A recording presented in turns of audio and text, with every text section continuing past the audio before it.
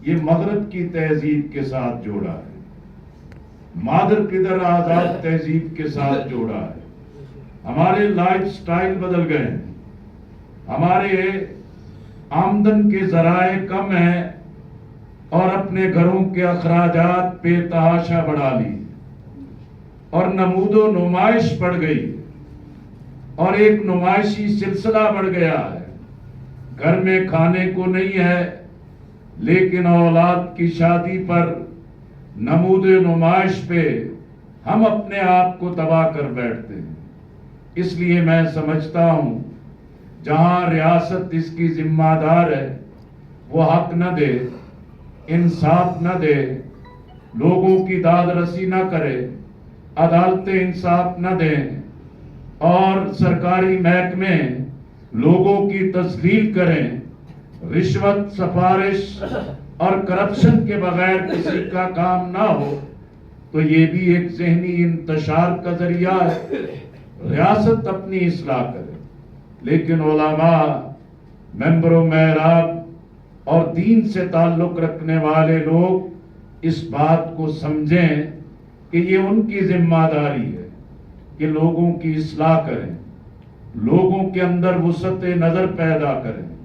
زندگی کے اعلیٰ مقاصد پیدا کریں، زندگی کے ایک بڑے عالی شان اہداف مقرر کریں۔ یہاں بہت اچھی تجویز آئی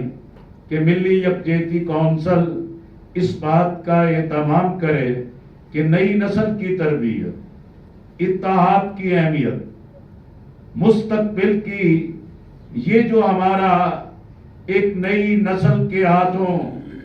جو اس مستقبل کو تعمیر ہونا ہے، آج ان کی بنیادوں کو مضبوط کیا جائے۔ تو میں سمجھتا ہوں کہ ملی یکجہتی کونسل گلگت بلتستان جو ایک بہت ہی خاص حالات کے اندر کام کر رہے ہیں اور ایک خاص نوعیت کے معاملات میں کام کر رہے ہیں۔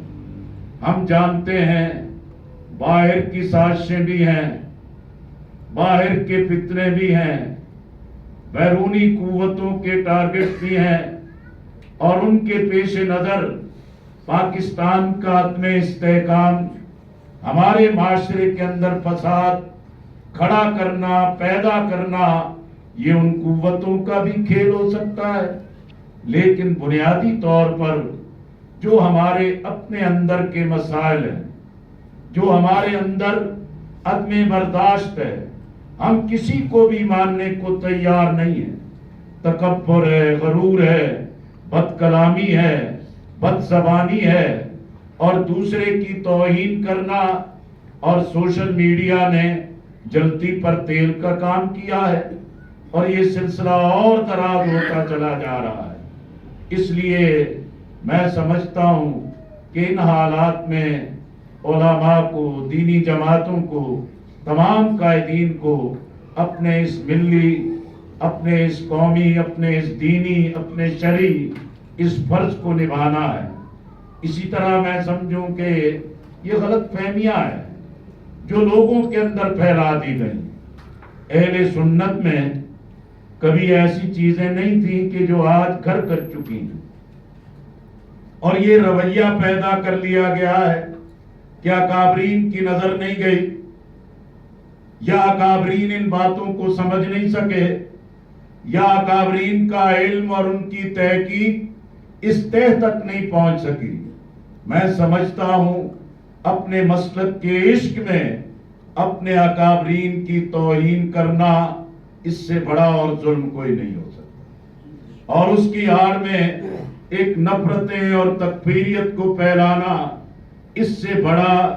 انسانیت کے ساتھ کوئی اور جرم نہیں ہو سکتا۔ اسی طرح اہل سنت میں یہ دو ایشوز جو ہیں کہ بے پناہ اہمیت سے پھیلائے جاتے ہیں کہ اہل تشیع قرآن کو نہیں مانتے، یہ 30 نہیں یہ 40 سپارے مانتے ہیں،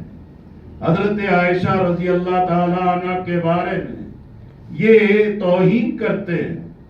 اسی طرح جب ملی یکجہتی کونسل قائم ہوئی، میں 1995 سے پہلے دن سے اس تنظیم کے ساتھ وابستہ ہوں، قائدین کی جوتیاں سیدھی کی ہیں ہر مرحلے پر ہم موجود رہے ہیں. اسی طرح ایک کمیٹی بنی قاضی حسین احمد رحمت اللہ علیہ کی سربراہی میں کہ ہم اپنے لٹریچر سے، ہم اپنی کتابوں سے، ہم اپنے جو تحریریں ہیں اس سے تنازعات کو نکالیں. قاضی صاحب نے فرمایا کہ میں ایران گیا، وہاں وزٹ کیا، وہاں کے آیت اللہ حضرات کے ساتھ اور دینی اسکالرز کے ساتھ، علماء کے ساتھ نشستیں، اور انہوں نے کہا کہ دیکھیں یہ ایک بہتان ہے اور یہ غلط فہمی ہے جسے جان بوجھ کے پھیلایا جاتا ہے. آپ ہماری ہر مسجد، ہمارے ہر مرکز پر جائیں، کوئی بھی قرآن کا نسخہ اٹھا کے دیکھیں، 30 پارے ہیں اور اسی پر ہمارا ایمان اور یقین ہے. اور حضرت عائشہ رضی اللہ تعالیٰ عنہ کے حوالے سے اگر کہیں کوئی اختلافی رائے ہے، لیکن اگر کوئی قرآن کی وضاحت کو نہیں مانتا، قرآن کی طرف سے آئی ہوئی صفائی کو نہیں مانتا، وہ قرآن کا انکار کرتا ہے. جب یہ بات ہوئی، سپاہی صحابہ کے ضیاء الرحمن فاروقی اور سپاہی صحابہ کے شیخ حاکم علی اور باقی قائدین، مولانا ضیاء القاسمی مرحوم یہ موجود تھے، اور اہل تشیع کی نمائندگی حضرت علامہ سید ساجد علی نقوی صاحب، علامہ آغا مرتضیٰ پویا صاحب، علامہ مرید عباس جزدانی صاحب اور اسی طرح دیگر قائدین فرما رہے تھے. یہ سب بیٹھے تھے. سپاہی صحابہ کے لوگوں نے کہا کہ قائد صاحب مسئلہ ہی حل ہو گیا، آپ وفد تشکیل دیں، ہم ایران چلتے ہیں، وہاں کے علماء سے ہم یہ ساری چیزیں تحریر کروا لیتے ہیں، لکھوا لیتے ہیں. تو علامہ سید ساجد علی نقوی صاحب، اللہ نے جنہیں ایک بڑی اتحاد امت کا جذبہ دیا، ایک بڑی گہرائی اور وسعت ان کے اندر ہے، صاحب علم انسان ہے، انہوں نے کہا کہ میرے بھائیوں یہ زحمت کیوں فرماتے ہیں، یہ خرچہ کیوں کرتے ہیں؟ آپ جو چیزیں وہاں سے تحریر کرنا چاہتے ہیں ہم سب موجود ہیں، یہاں ہم تحریر کرنے کے لیے تیار ہیں. جس پہ ان کے منہ بند ہوئے، پھر اس کے بعد وہ بات آگے نہ بڑھ سکی. میں صرف یہ کہنا چاہتا ہوں، مسائل